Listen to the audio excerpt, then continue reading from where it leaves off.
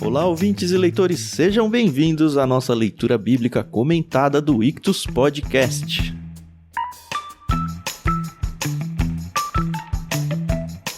Eu sou Thiago André Monteiro, @vulgutan, estou aqui com a Carol Simão e o Thiago Moreira pra gente entrar no capítulo 14 do livro de Lucas.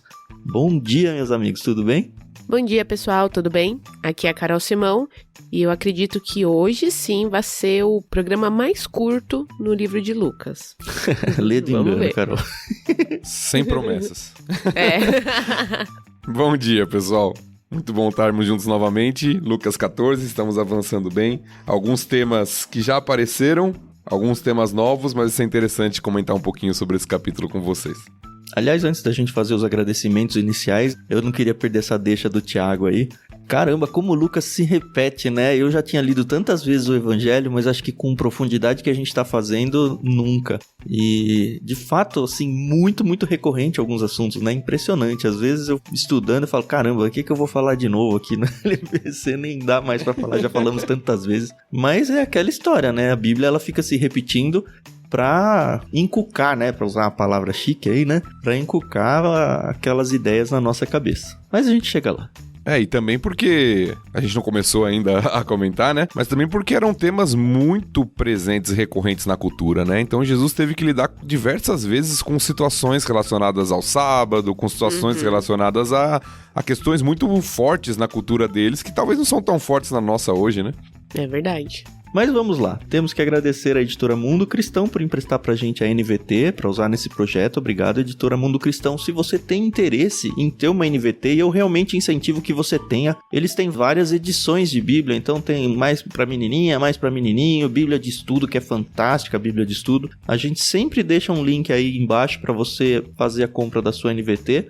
E se você quiser comprar qualquer coisa e ajudar a gente também, a gente tem o nosso link na Amazon. Você nunca paga mais nada por isso, mas sempre uma parte do valor que você comprar acaba vindo pra gente. Então é uma forma muito boa de você abençoar o nosso ministério. Sempre que você for fazer compras na Amazon, então, parte do link ictus.com.br/Amazon, que você ajuda a gente sempre. Queria agradecer também a Maria Lídia por emprestar pra gente a trilha sonora que a gente usa de fundo. Você já deve estar super acostumado com essa trilha e eu realmente torço para que um dia ela coloque isso nos streamings e aí você possa ouvir só essa trilha.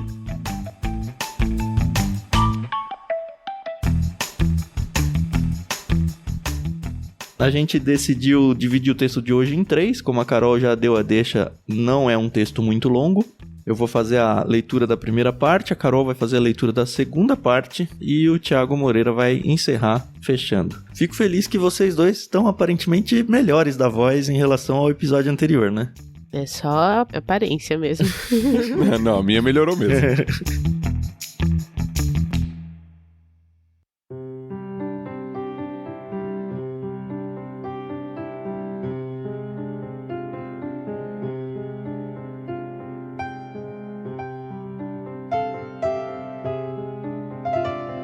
Muito bem, então, capítulo 14. Eu vou fazer a leitura do verso 1 até o verso 14 também.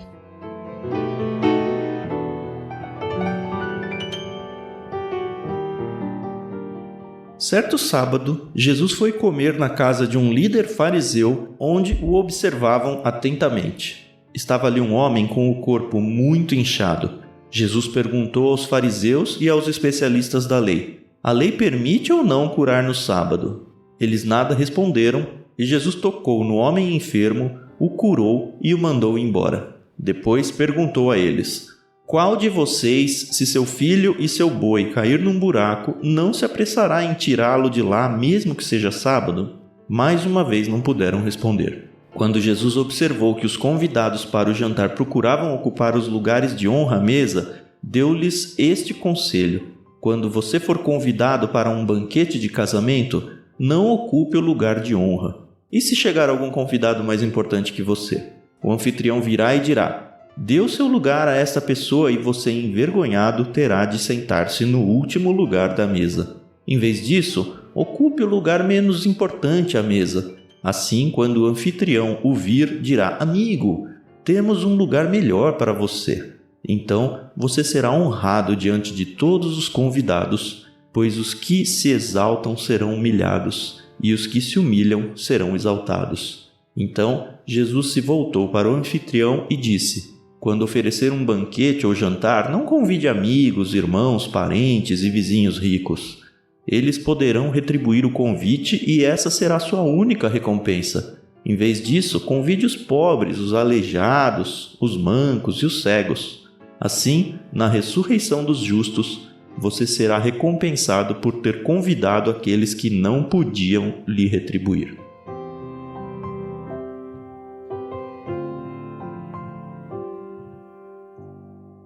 Como a gente fez a abertura do episódio de hoje, de novo essa questão do sábado, né? Primeiro que Jesus era bastante convidado para almoços desagradáveis, né? De pessoas que não gostavam muito dele. Isso é muito surpreendente.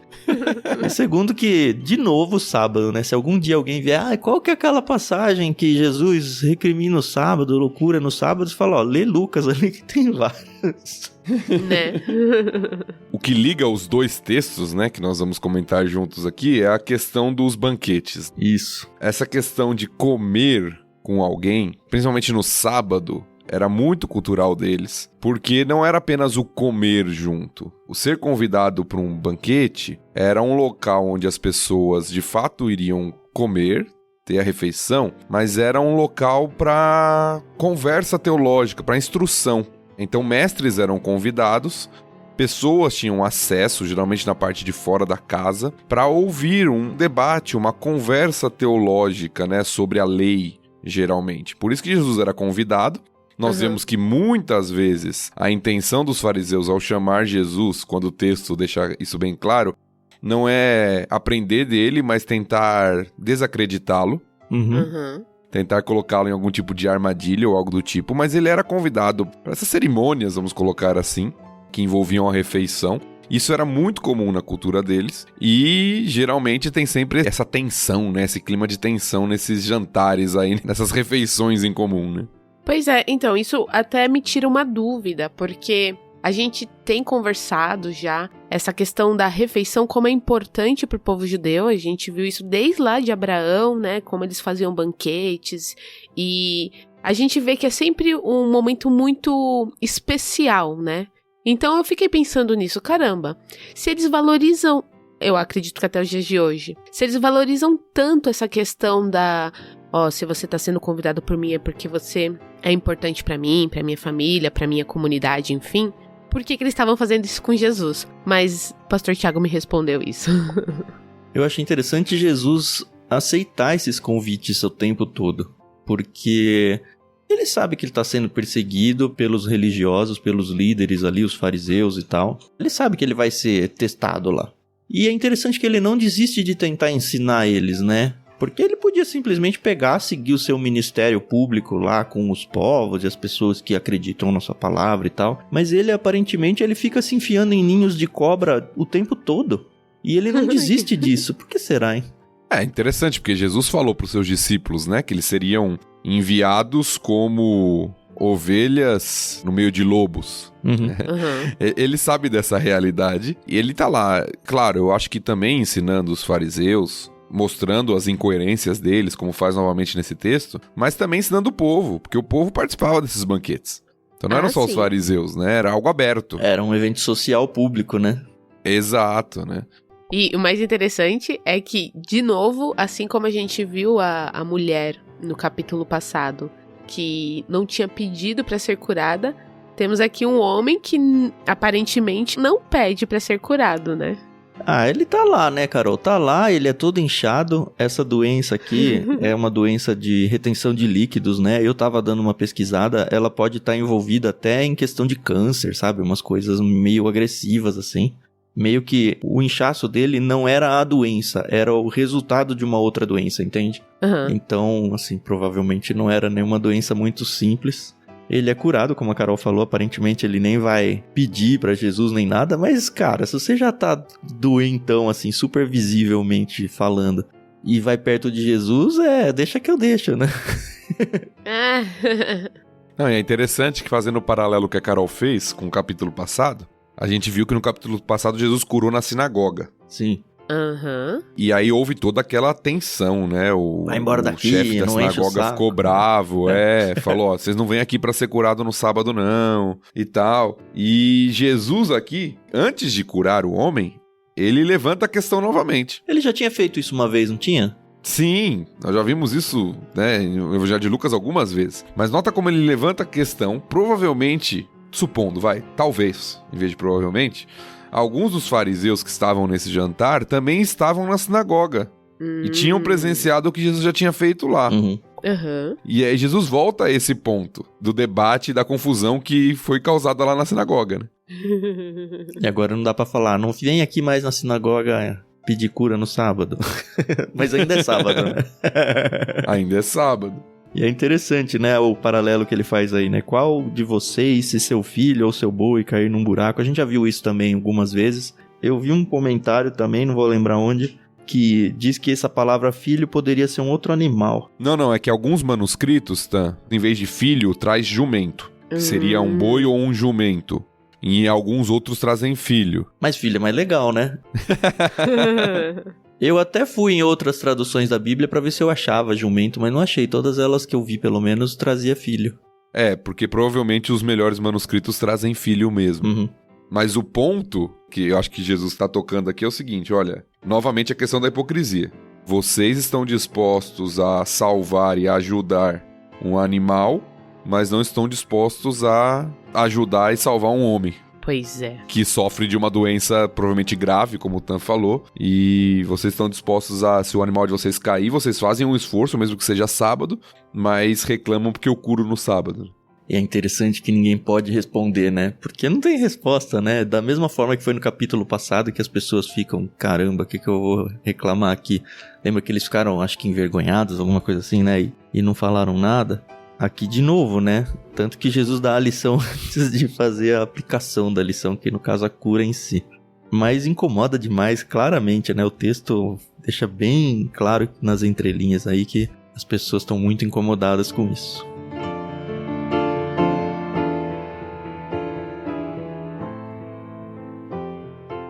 E quando a gente vira pro verso 7 em diante, eles ainda estão nessa refeição. Eu acho que esse texto é interessante para mostrar pra gente como era o contexto das refeições, como o Thiago meio que já deu a deixa no início do episódio aí.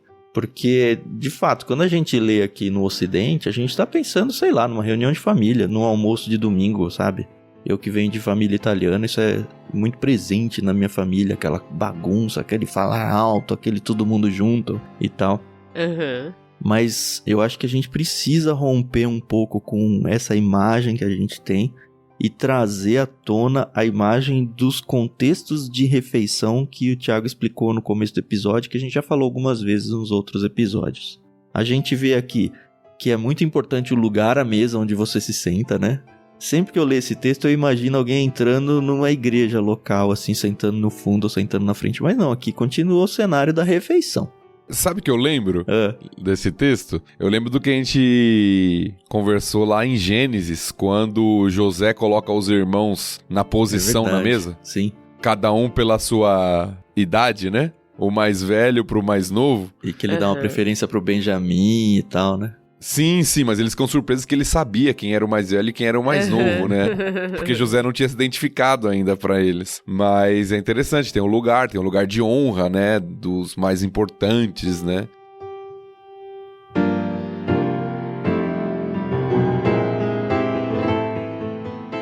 E tem uma outra coisa aqui que vai explicar um pouco de por que ele fica falando, não, ó, você não convide e tal, que na verdade pode parecer muito estranha essa instrução de Jesus, né? Quando ele fala, ó, não convide os seus amigos, os seus irmãos, os seus parentes, convide outras pessoas que não podem te retribuir.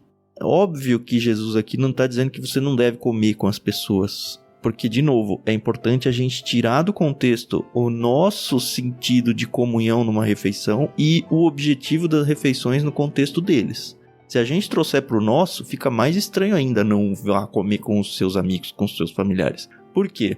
Lá eram eventos sociais quase solenes. Acho que eu posso até tirar esse quase da frase. Talvez um paralelo interessante para quem gosta de livros de época, sei lá, a gente já leu no literário Jane Austen, por exemplo, é meio que um paralelo aos bailes, que eles faziam. que eu quero dizer com isso? Você é uma família de classe média. Então você dá um evento social, convida só pessoas, no mínimo, no mesmo estado social que você, classe média também, mas também tenta chamar pessoas de classe média alta ou até pessoal da realeza. Por quê? Porque quando essa pessoa der um evento também, ela vai se sentir obrigada a te convidar também. E aí era um jeito meio comum, de se conseguir uma ascensão social aos poucos, porque você estava frequentando meios melhores. Então, num certo sentido, você chamar os cegos, os doentes, os mancos, os aleijados aí, os pobres, não fazia nem sentido. Fora que ia trazer desonra para você, porque as pessoas iam ver que você tá se juntando com a gentalha, né? Como diz a dona Florinda. E Jesus quebra isso também, né? Eu acho que tem isso, né? Principalmente na parte final do texto, essa parte que fala pra convidar. Eu acho que entra muito na questão da motivação, como o Tan tava falando. Por que que eu tô oferecendo um banquete, né? Por que que eu tô oferecendo um jantar pra pessoas que já têm condições e eu tô oferecendo pra elas para que elas me enxerguem como alguém importante e depois me retribuam? Ou eu tô oferecendo pra aqueles que eu sei que eu não vou ter nada em troca? Que eu sei que não tem como me retribuir de alguma forma. Então, muitas vezes, em muitos textos, Jesus fala sobre isso, né? Porque toca na questão dos motivos, né? Porque eu posso dar uma festa, vou tentar aplicar para os nossos dias, né? Deixar mais contemporâneo. Eu posso dar uma festa, né? Uma festa de aniversário e tal, e gastar muito dinheiro, como as pessoas fazem hoje em dia, né? Com festa, principalmente de criança, né? Sim. Você gasta muito dinheiro com uma festa e tal e chama as pessoas, mas qual é a motivação que você está fazendo aquilo? Você pode fazer aquilo de uma forma boa, né? Para ter um momento de celebração, de alegria com amigos, de gratidão a Deus e tudo. Você pode fazer isso para impressionar pessoas. Você pode fazer isso para de alguma forma ganhar algum tipo de prestígio ou para ser chamado em outros momentos também, porque você chamou determinadas pessoas. Então, é a mesma questão, né, com aplicações diferentes se dá em nossos dias, que é a questão da motivação do coração, né? Sim.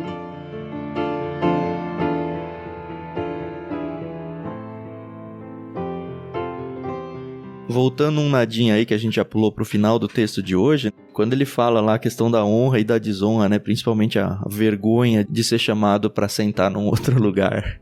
É muito interessante ouvir também numa outra Bíblia de estudo.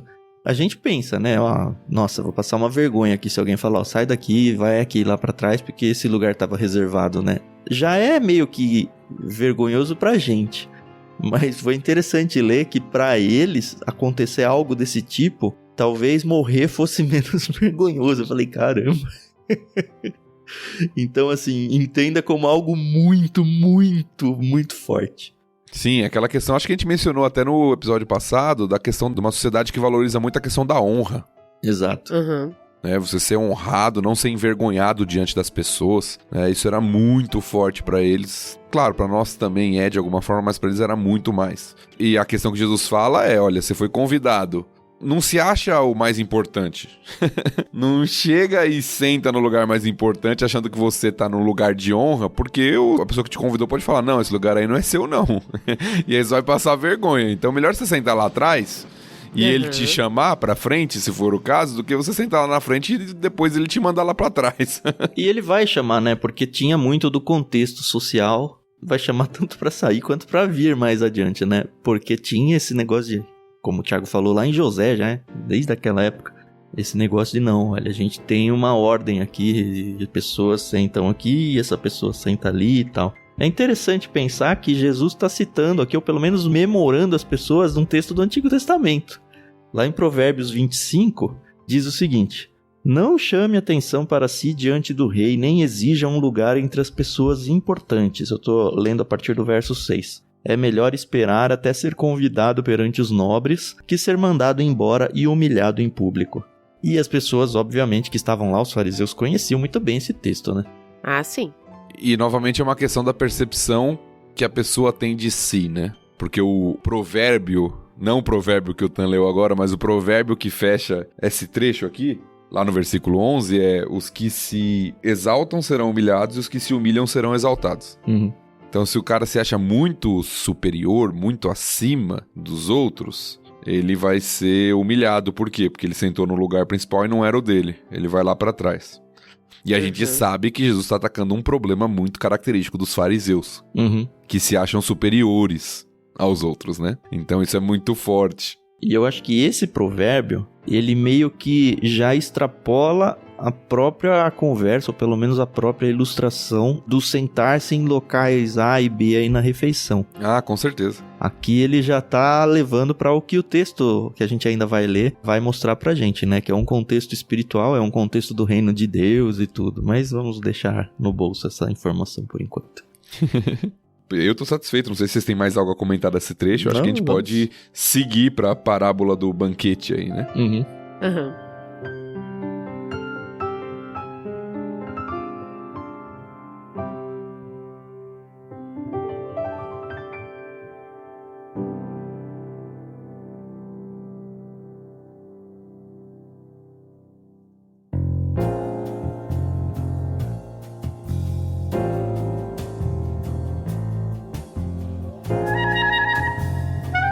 Então vamos lá, Carol vai ler do verso 15 até o verso 24, é isso? Isso, vamos lá.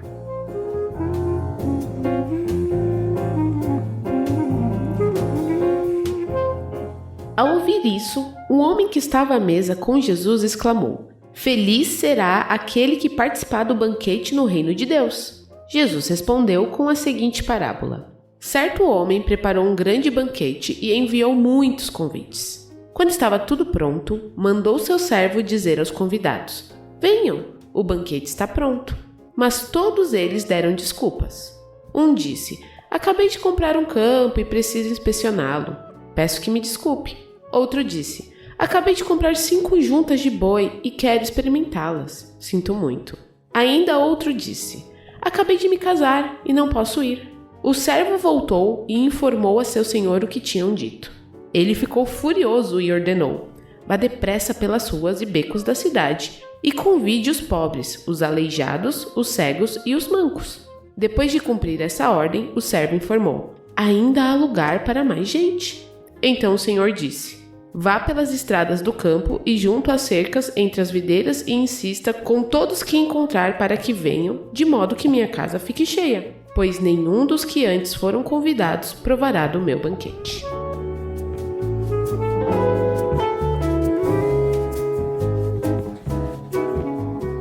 Eu estava estudando aqui, de todas as desculpas que os convidados deram, essa do casamento me chamou a atenção. E eu li em algum lugar que quando, não sei agora se vai ser só entre os judeus, como que é, que quando um casal começava uma família, né, se casava, eles tinham que ficar 1 ano longe, assim, da sociedade, por assim dizer, né? Então, se tivesse guerra, o homem não ia. Não me aprofundei muito nessa pesquisa, mas queria saber se vocês conheciam alguma coisa do tipo. Eu sei a questão de guerra, né? Isso, a questão da guerra você tem lá no Antigo Testamento, lá em Deuteronômio. Deuteronômio 20, depois quem quiser dar uma olhada lá. O homem, quando se casava, ele ficava isento de ir pra guerra no primeiro ano de casamento. Isso era na lei já, do Antigo Testamento. Agora, isso não significava um isolamento da sociedade, né? Até porque a cultura deles é muito diferente da nossa nesse sentido, né? Sim. Eles moravam dentro do clã, um novo casal, dentro da aldeia. Eles não se isolavam, não iam pra uma casa separada. Podia até ter uma casa separada, mas era dentro de uma comunidade, quase um vilarejo. Então não se tinha esse isolamento nesse sentido, de distanciamento, mas se tinha alguns direitos, vamos colocar assim, por ter acabado de casar, e você não precisava prestar, por exemplo, serviço militar obrigatório. Não precisava ir pra guerra nesse primeiro ano, porque você era recém-casado, pra você aproveitar esse era um tempo benefício, inicial, né? Com a esposa, né? Um benefício. Isso. Mas não um isolamento total.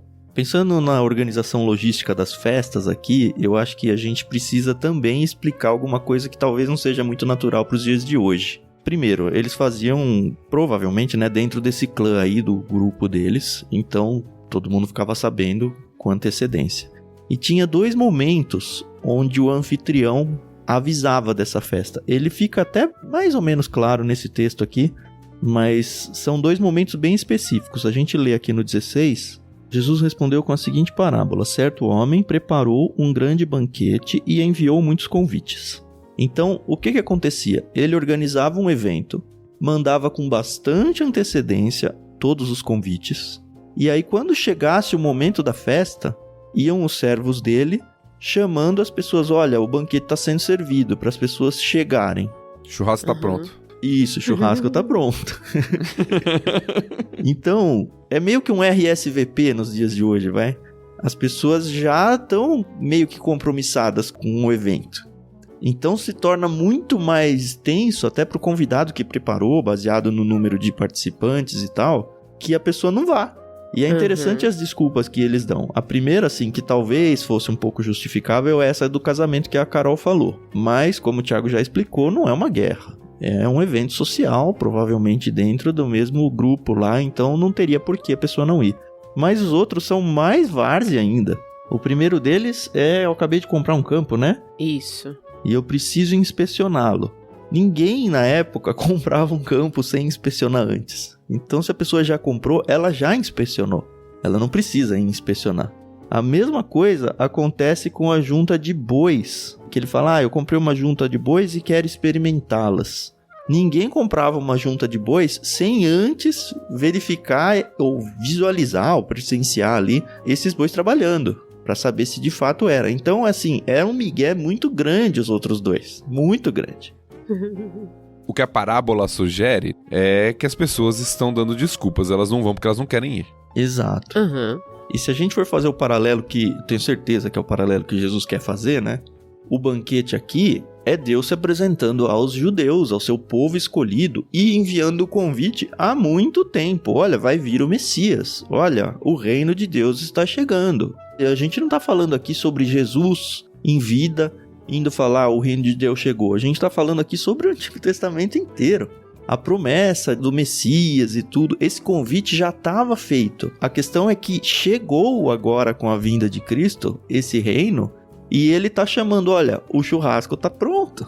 E vocês estão dando uns migué e não estão querendo vir. E por causa disso, vou abrir a porta aqui e começar a trazer um monte de gente, porque a festa tá pronta. Um monte de gente que a princípio não era convidada, né? Graças a Deus, né, que eu sou gentil. Tanto é que o que gera a parábola é que alguém, lá no banquete, que a gente leu na quebra anterior, exclama: feliz será aquele que participar do banquete no reino de Deus. E provavelmente era um judeu falando aqui, né? Sim, com certeza. Então o tema é esse. Aí Jesus propõe a parábola em cima dessa afirmação. Jesus está falando do banquete do reino de Deus. E ele usa uma ilustração aqui, a parábola, para chegar a esse ponto. Só uma curiosidade aqui, para quem está nos ouvindo, não sei se isso vai para gravação ou não, mas como eu não frequento a alta sociedade, eu tive que pesquisar no Google aqui o que é RSVP. Pô, Thiago, até parece que você nunca mandou um convite de casamento, né? Quando eu fiz convite de casamento, não tinha isso aqui não, cara. Eu tô ficando velho, eu acho, mano. É por isso que você não tá sendo convidado para grandes eventos. Você deve ser muito da ralé aí. Exatamente, cara, exatamente. Então explica aí agora que você pesquisou, vai que tem alguém que tá ouvindo que também é da ralé com a gente. Não, eu não sei nem pronunciar. É uma expressão francesa que significa responda por favor. Isso. O que é, Carol? Você que é menina vai saber isso aí. Eu não, me tirem dessa. Répondez s'il vous plaît. Sei lá se é assim que pronuncia. S'il vous plaît, né? S'il vous plaît, aí ó. É um francês, né? Responda aí, por favor, se você vem ou não. É isso. Rapaz, LBC é cultura, né? Pois é. Sabe quando você convida a pessoa e fala, confirma porque eu tô pagando 100zinho aqui pra cada convidado, e se você falar que vem e não vier... Aí vou ter que chamar os aleijados, cegos e os então, tá pago a sua comida aqui. Se você não vier, eu vou ter que pagar mesmo assim. É meio que isso.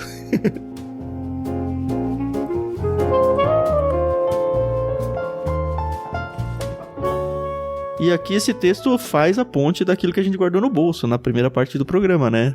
Pois os que se exaltam serão humilhados e os que se humilham serão exaltados. A gente vê aqui a ralé, né, chegando na festa, e o pessoal que eram o convidado original aí, que eram os exaltados, estão sendo humilhados, porque não só ele chama outros, mas ele fala, eles não vão entrar de jeito nenhum mais.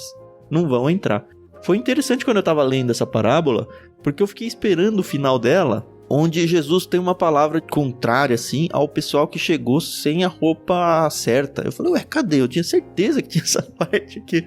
Mas não, esse é um texto lá em Mateus e nem é um banquete. É o rei que tá dando uma festa ou alguma coisa assim. Então é uma parábola muito parecida, mas não é exatamente a mesma. Óbvio que os significados se preservam e tal, mas talvez você tenha ficado com estranhamento igual eu fiquei, então o texto lá de Mateus é um pouquinho diferente, tá?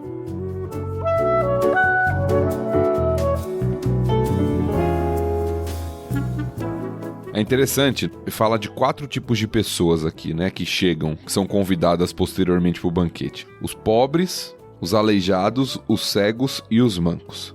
Se você for olhar, todos eles são pessoas não apenas desprezadas pela sociedade, mas alguns deles, pelo menos, considerados como até impuros ou como pessoas que estão nessa condição por resultado de pecado. Uhum. Então, na cultura judaica, isso aqui se torna ainda mais forte. Não é só uma questão social. É uma questão social também, mas é uma questão de pureza, dignidade e até de espiritualidade, na visão de muitos dos fariseus. Que estão ouvindo essa parábola. E eles entram pro banquete, que lembra o banquete do reino de Deus. A parábola está falando sobre o banquete do reino de Deus. E os outros não entram. Muitos veem aqui, apesar do texto não ser tão explícito, mas muitos veem aqui uma alusão à entrada dos gentios, o que eu acho muito provável. Jesus falando daquelas pessoas que eram consideradas para os judeus como impuros e indignos, entrando no banquete, e judeus, não todos evidentemente, muitos judeus se converteram, mas judeus que não creram em Jesus como Messias ficando de fora desse banquete. Essa é a reversão que o texto traz, que é chocante para eles. Dá a impressão para vocês, a gente já falou um pouco disso no episódio passado, né? Que o reino de Deus às vezes parece que vai entrar todo mundo, né? E às vezes parece que não vai entrar ninguém. Mas dá a impressão de uma abundância aqui, quando ele fala, minha casa ainda não tá cheia, chama mais, chama mais, chama mais. Eu creio que sim, eu acho que é um pouco daquilo que a gente falou lá, né? Do grão de mostarda, do fermento, que começa pequeno e que vai tomando grandes proporções. Se você olha hoje, por mais que a gente vive numa época que muitos chamam até de pós-cristã em alguns lugares, o evangelho tomou praticamente o mundo. Sim. Os gentios hoje, certamente, são um muito maior número do que os judeus no reino de Deus. A proporção que você tem de gentios que creem no evangelho é enorme. Sim. Então eu acho que tem essa questão, sim. Legal. Eu tô satisfeito também com a parte 2. Alguém tem mais algum ponto a colocar, não? Não? Não, de boa.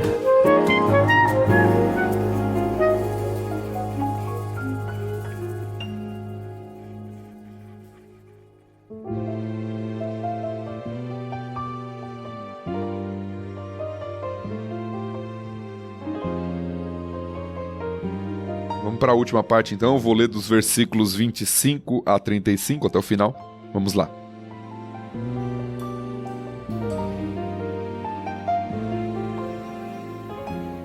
Uma grande multidão seguia Jesus, que se voltou para ela e disse: Se alguém que me segue amar pai e mãe, esposa e filhos, irmãos e irmãs, e até mesmo a própria vida mais que a mim, não pode ser meu discípulo. E se não tomar sua cruz e me seguir, não pode ser meu discípulo. Quem começa a construir uma torre sem antes calcular o custo e ver se possui dinheiro suficiente para terminá-la? Pois, se completar apenas os alicerces e ficar sem dinheiro, todos rirão dele, dizendo: esse aí começou a construir, mas não conseguiu terminar. Ou que rei iria à guerra sem antes avaliar se seu exército de 10.000 poderia derrotar os 20.000 que vêm contra ele? E se concluir que não, o rei enviará uma delegação para negociar um acordo de paz enquanto o inimigo está longe.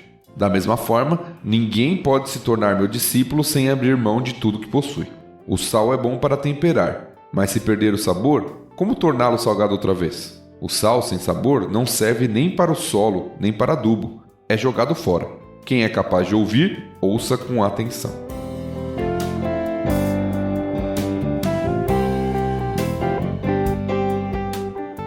Tá vendo só o que eu falo pra vocês? Às vezes parece que ele fala, não, vai entrar todo mundo no céu. Aí quando ele fala, beleza, fácil. Aí Jesus vem e fala, não é fácil não. Provavelmente ninguém passa. Eu acho que a grande questão desse texto é Jesus mostrar que é um banquete onde as pessoas são convidadas para entrar, mas que existe um custo. E é alto, né? Que é chamado muitas vezes do custo do discipulado, né? Do seguir a Cristo. Eu já vi até um livro com esse título. É uma expressão comum na teologia, quando se fala das exigências do andar com Cristo, chama-se o custo do discipulado. E temos que fazer um alerta importante, viu, Thiago? Isso aqui não quer dizer de forma nenhuma que a salvação está amarrada a obras que a pessoa faz, hein? Cuidado.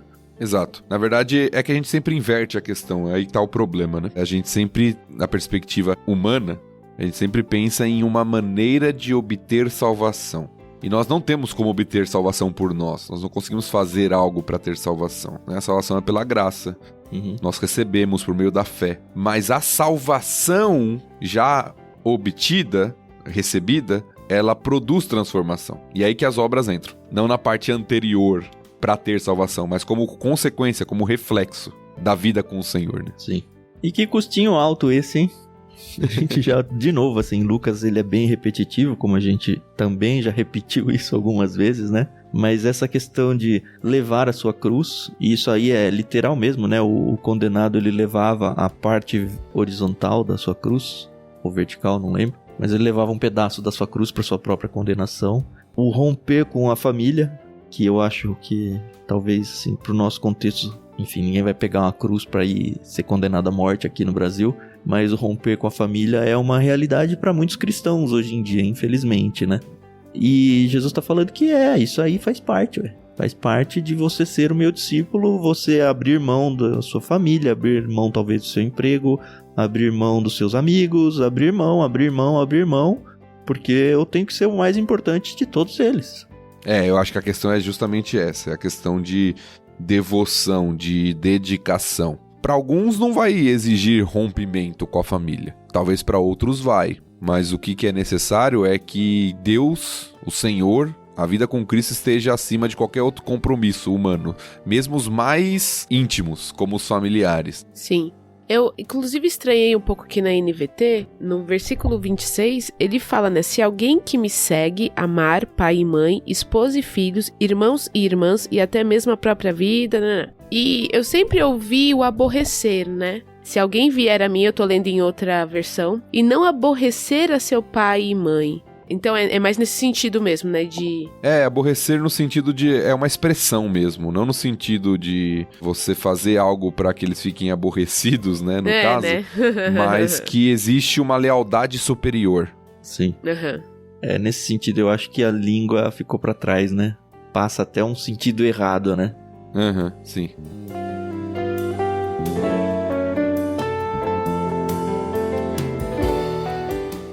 Agora, esse texto aqui é um dos principais que faz eu acreditar naquilo que eu já também defendi alguns episódios atrás, sobre essa questão do evangelismo, não venha, tudo de bom e tal, e ficar tentando convencer a pessoa pelos argumentos de olha como é bom.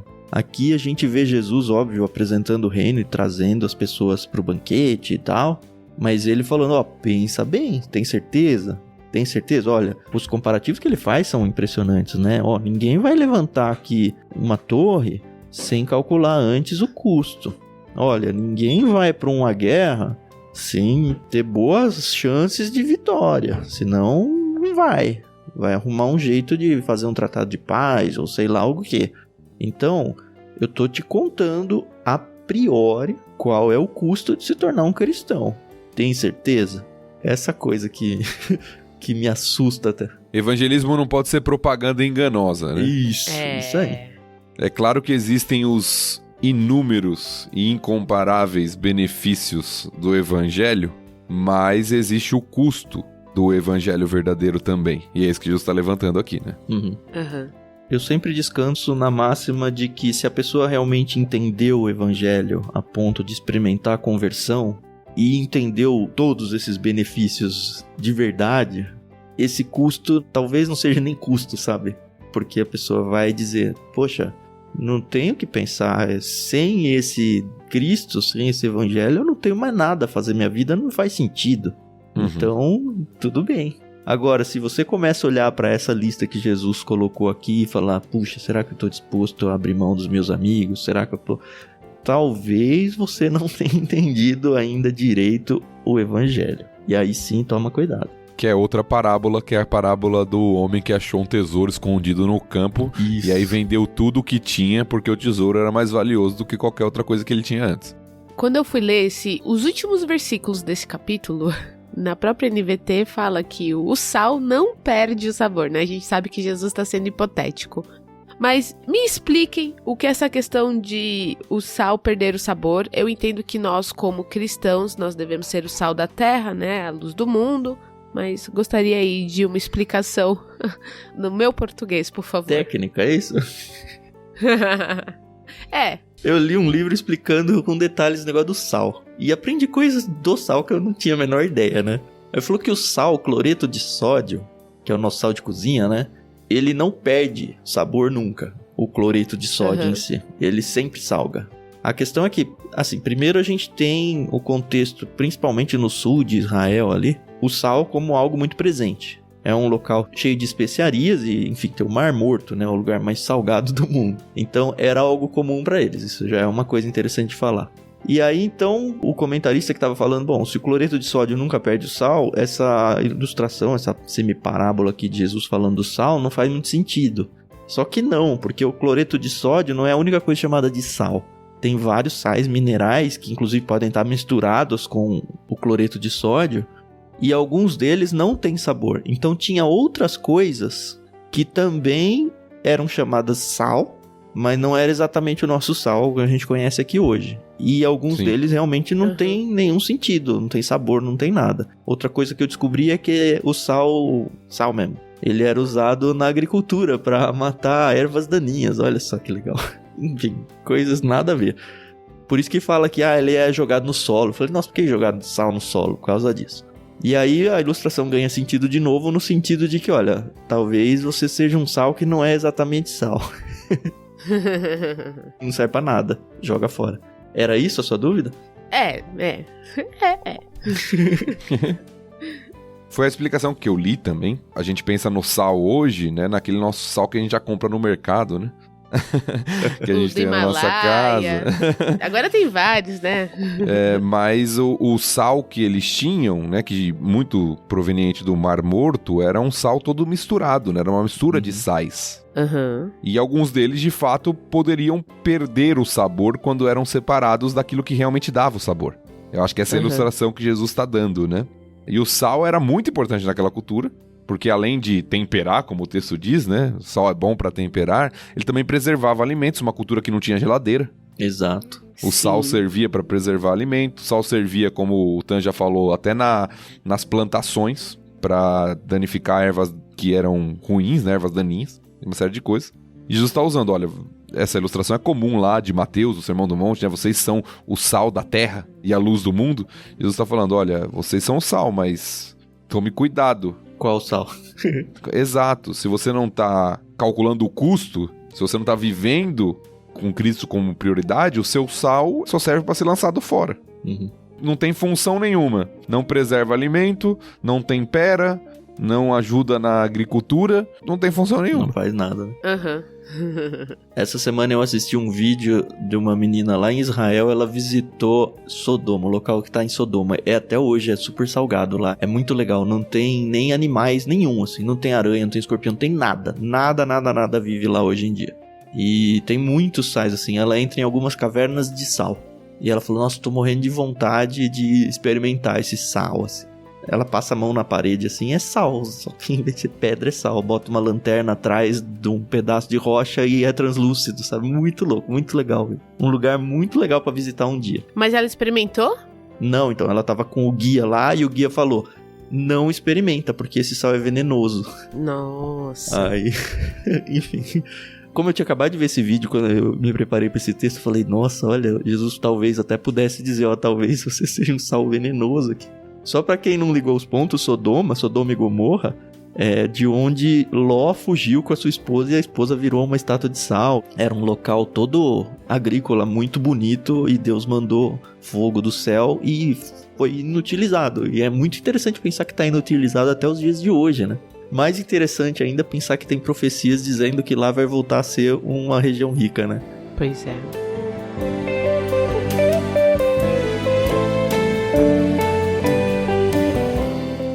E é interessante que o texto termina, né, com uma expressão que a NVT traduz de forma diferente, né? A gente tá acostumado a ouvir, quem tem ouvidos para ouvir, ouça.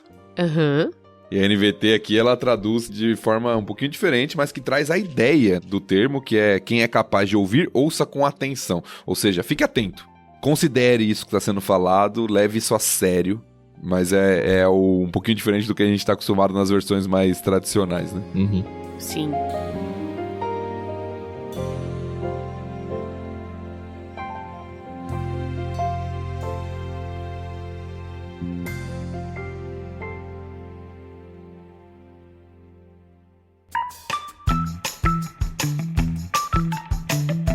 Legal, terminamos o texto de hoje, então? Algo mais de alguém que quer colocar? Tô de boa. Não, tranquilo. Acho que foi gostoso conversar sobre esse texto. Foi um texto mais curto, como a Carol prometeu, um episódio mais curto também. A gente não chegou a 1 hora dessa vez. Parabéns, hein, Carol? Oh. Seu poder de previsão estava ótimo. Foi muito bom realmente estar com vocês aqui. Agradeço sempre a presença do Thiago, da Carol. Eu queria contar pra vocês que a gente tá agora com uma comunidade no Discord também, a gente já falou nos últimos 2 episódios aí, fica o convite para que você venha com a gente gente tem organizado algumas leituras coletivas por ali, tanto de livros cristãos quanto não cristãos, a gente tem comentado várias outras coisas, o podcast, tem tudo no nosso site, ictus.com.br. Considere com carinho também assinar um dos nossos planos. A gente sempre menciona o plano Vida aqui, que é um plano onde você recebe livros de vida cristã mais prática, assim, oração, devocional, mas a gente tem vários outros planos com vários outros perfis. Conheça tudo lá em ictus.com.br/clube. Com certeza, pelo menos um vai fazer sentido para você ou para outras pessoas, crianças que você tenha na família. A gente tem planos infantis lá também. E, finalmente, o nosso canal no Telegram, que continua vivo, ativo e crescente, graças a Deus, né? A gente tem 2 canais no Telegram, na verdade. Um para o Ictus Podcast, que é t.me/clubeictus, e um para o Leitura Bíblica Comentada, que é t.me/leitura bíblica comentada. Você é muito bem-vindo nos 2. Tanto o Discord quanto os canais no Telegram são gratuitos, então é só você chegar, participar e bater um papo gostoso com a gente. É isso, semana que vem a gente volta, capítulo 15 de Lucas.